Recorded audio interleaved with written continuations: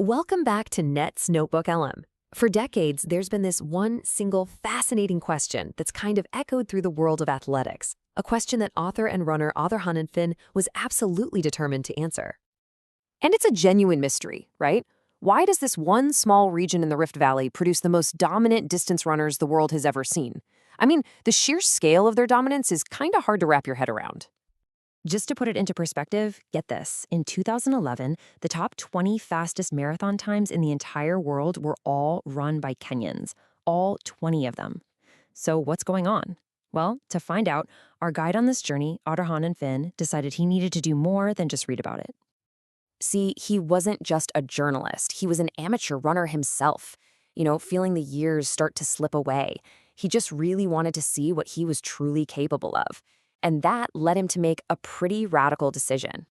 Finn packed up his entire family, his wife and his 3 young kids, and moved to Iten, Kenya. Now, Iten is basically the epicenter of the running world, a high-altitude town that's earned the nickname the University of Champions. And what he found there was a culture just completely saturated with running. On the surface, it's this tiny, unassuming town. But the key isn't its size, it's the unbelievable density of athletic talent that it holds. That's a quarter of the population.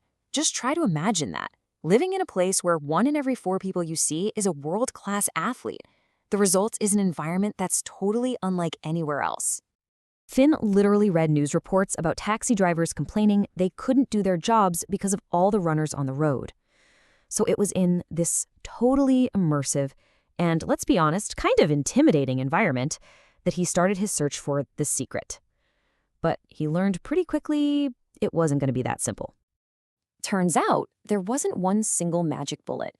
Instead, what he discovered was this powerful cocktail of interconnected factors that, when you put them all together, create the perfect distance runner. The advantage isn't one single thing, but this whole combination of factors that start from birth. It begins with a tough, active childhood at high altitude, and it's all fueled by a simple but really powerful diet. Let's start there, with the fuel. The absolute cornerstone of their diet is ugali, which is often served with beans and vegetables. It's super simple, low-fat, and just packed with the complex carbs you need for endurance. This combination of diet and an active childhood, well, it creates something pretty profound. And this just illustrates the point perfectly. The legendary coach Renato Canova, he invented an aerobic house. While Western kids are becoming more and more sedentary, a Kenyan teenager has already spent a decade building this massive physiological engine, all without ever thinking of it as training. But it's not just physical. Finn discovered this fundamental difference in mindset.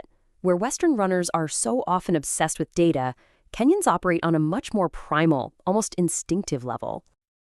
The Western runner analyzes every split, every heart rate variable. For the Kenyan athlete, that's the coach's job. Their job is just to run, to listen to their body, to run on feeling. Coach Canova summed it up perfectly. It's all about being in tune with your body, not your spreadsheet. And this wild approach gets sharpened through incredible focus, usually in training camps that are almost monastic in how simple they are. This is the daily schedule. That's it. Run, eat, sleep, no distractions. It's a level of dedication that's honestly hard for us to imagine. So after months of immersing himself in this world, Finn decided to put everything he'd learned to the test in one of the world's most brutal races. So look, the crucial point here is that this was no ordinary marathon. The Lewa Marathon isn't just a race, it's a battle for survival. You're fighting the course, the elements, and the wildlife. Yup, you heard that right. It's run through a wildlife conservancy with helicopters in the sky to try and keep the lions at a distance. And early in the race, Finn finds himself in a pretty unexpected position. Mzungu is Swahili for a white person. He's the leading non-Kenyan runner.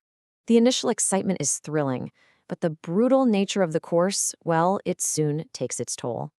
This is that classic wall that marathoners hit, but just imagine it amplified by the heat and the altitude. The physical breakdown is total, and it is unforgiving. At this point, the race isn't about time or your position anymore. It's purely about willpower. It's this internal battle between the desire to stop and that simple primal need to just keep moving forward. And he does. He finishes. His whole journey, culminating in this insane race, revealed the ultimate truth about the Kenyan secret. And it's a lesson that's best summed up by another legendary coach, Brother Colm O'Connell. There is no single secret. It's this complex, beautiful tapestry woven from culture, environment, diet, and an incredible will to succeed. It's not one thing, it's everything. And that leaves us with a really fascinating final thought. I mean, if the Kenyans can build their aerobic house simply through the circumstances of their upbringing, what abilities are just lying dormant inside all of us, waiting for the right conditions to emerge? If this topic has captured your interest and you'd like to dive deeper, the book is called Running with the Kenyans by Adharanand Finn.